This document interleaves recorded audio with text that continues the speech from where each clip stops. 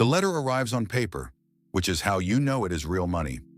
A law office you have never heard of regrets to inform you that your great-uncle has died and that you are the sole beneficiary of his estate. One town. Incorporated 1897. Abandoned 1974. 41 buildings, a church, and the mineral rights beneath all of it. There is no cash in the estate, the lawyer says carefully, the way voices get careful around wells. There are, however, conditions attached to the power. You ask what power? A town like that has been dark for 50 years. There is a pause you will think about later. Drive out, he says. It is better if you drive out. 6 hours of highway and 40 minutes of gravel. The town sits in a bowl of brown hills, and it is exactly what it is supposed to be. Dust. A leaning water tower with the name sanded off. A main street of gray storefronts, honest as a row of headstones. You do the responsible math in the truck.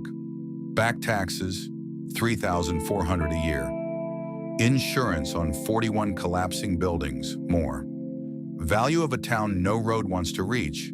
Approximately the taxes with the sign flipped. Every inheritance video ends here, with a dreamer and a money pit. You get out of the truck, and that is when you notice that the ground is humming.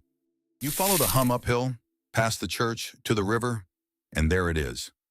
A 1926 hydroelectric plant, brick, the size of a barn, and running. Not restored, never stopped.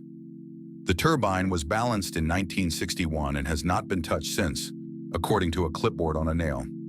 Here is the number that changes everything, and it is a real number. Stranded hydro, no transmission lines out of the valley, works out to 2 cents a kilowatt hour. Industrial power at a 50th of city price in a place with no industry. No industry, and yet the cables leaving the plant are new, orange, armored. They run downhill under the dirt toward the old stamp mill. Your great-uncle understood exactly one thing about the modern economy. Electricity is money that has not been laundered yet. The stamp mill crushed silver ore until 1931. The padlock on it is new. Your key fits. Inside, where the ore bins were, there are racks. Rows of them, floor to ceiling, running lights like a city seen from a plane at night. Mining rigs, real ones, the kind that hash, bought used per the nailed-up invoices from a data center that no longer appears on maps. The heat rises through the original smelter chimney, and here is the detail you will tell people at parties, while you are still allowed at parties. From a satellite, the thermal signature reads as a geothermal seep. It is on the geological survey. Somebody put it on the geological survey. The town is not abandoned. The town is camouflaged. Now the economics, because this is a finance channel and you deserve numbers. The rigs draw 200 kilowatts. The power costs almost nothing. The coins go out through a satellite dish bolted to the church steeple, which is either sacrilege or exactly what steeples were always for. And the payout, after power, after pool fees, after the difficulty adjusts, nets $1,890 a month. You rerun it. Hash rate up 40%, same number.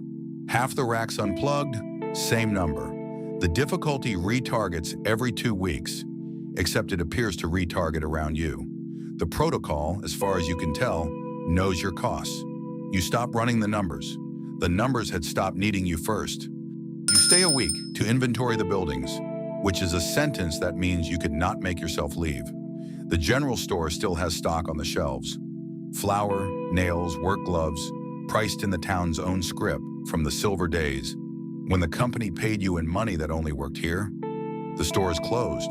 Everything is closed. But when you wave one of the mined coins near the register, out of curiosity, out of disrespect, it rings. Once, a sale recorded to no one. And on the way back, you pass the population sign, the one that said 0 in every photograph the lawyer sent. It says 1. You did not update it. You check the photographs again. In the last one, if you look closely, it is already changing. Behind the assay office, there is a row of storage units, which is an anachronism in a town with no people. 11 of the doors are padlocked and humming. Overflow racks, you assume? More heat pretending to be geology. The 12th door, Unit 12 has no padlock, no meter, no cable, and no hum. It is the only quiet in the valley.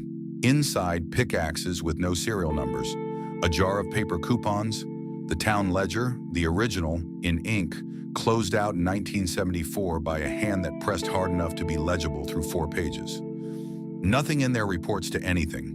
Nothing in there can be adjusted by a protocol. The difficulty inside that door has been the same for 100 years. That is what made it valuable, and that is why it was left off the inventory. On the 8th day, you realize the town has a resident. There is a beige Camry parked on Main Street, 14 years old, current tags, no dust on it, in a town made of dust. He sits at the counter of the diner, which has not served food since Nixon, drinking coffee with no visible origin. Tan windbreaker. You ask if he works for the estate. He does not answer. You ask if he knew your great uncle. He does not answer that either, but he stands and walks down the middle of the street, past the stamp mill, and rack by rack, as he passes, the fans go quiet, the way conversation dies when a certain kind of man enters a room and then start again behind him, embarrassed. At his car, he turns, hands you one paper coupon, 90 cents off something that has not been sold since 1974, and says one word, coupons. That night, you find the estate paperwork the lawyer did not mail. You are not the first heir. You are the 14th. The town has been inherited on average every 3.8 years since 1974 by beneficiaries who all share one qualification. None of them had ever heard of it. The file includes a retention chart. 90% of heirs stay. Rising. Rounded down, a margin note says, for honesty. Stay is not defined anywhere in the document. The 10% who left have no forwarding addresses on file. But each has a final electricity reading, which is a strange thing to keep unless the estate considers a person a load. You look at the 13 names above yours. The signatures get smaller every decade, as if the names were being compressed. So on the last night, you do the thing the estate assumes you will not, because none of the 13 did. You walk into the stamp mill and look at what the rigs are actually computing. It takes an hour to believe. There is no blockchain. There has not been for years. The coins in the drawer are souvenirs. What the racks are doing, wall to wall, at 200 kilowatts of dead men's water, is rendering frames, 24 per second. A cartoon man with a round head, standing in a dusty street holding a brass key, a kitchen table, a letter, a leaning water tower. You are looking at this video. It is being made in front of you, slightly ahead of you. The way a road is always slightly ahead of the truck. The mine never mined money. Money was the camouflage. It mines the only ore left in the mountain. A stranger's afternoon in the second person. And the will finally makes sense, the way wills do, late and all at once. Your great uncle did not leave the town to you. He left it to whoever this happened to. The estate does not transfer by signature. It transfers by delivery. The letter was a formality. The deed executed itself the moment the story did. One owner, one viewer, one confirmation, tonight at 11:04. The hour this valley does its accounting. 13 heirs sat where you are sitting at this exact minute of the runtime, hearing a voice explain the town, and every one of them recognized the voice, eventually, the way you are beginning to. This is what happened to the 10%. They finished their inheritance, put down the key, and picked up the microphone. The town does not need a population, it needs a narrator. Here is your inheritance advice, and it is free, which should worry you. You own a town that runs on water, hides in plain heat, and pays exactly what it pays. You could pull the breaker, one lever, in a brick building by a river, and the valley would go quiet for the first time in 50 years, and the estate would pass patiently to whoever watches next. Or you could stay, like most heirs, rounded down, and keep the books of a place that keeps you. The genre would tell you to scale it, buy the next valley, franchise the silence. The genre is why the mountain is hollow. So instead, you walk Main Street at dusk, past the store, past the sign, population 1, rising, and you understand finally what these stories are for. We tell them in second person so that they happen to you. Lock up when you leave, or don't. The town has never once been locked and never once been robbed. There is nothing here a stranger can carry. It all transfers by watching.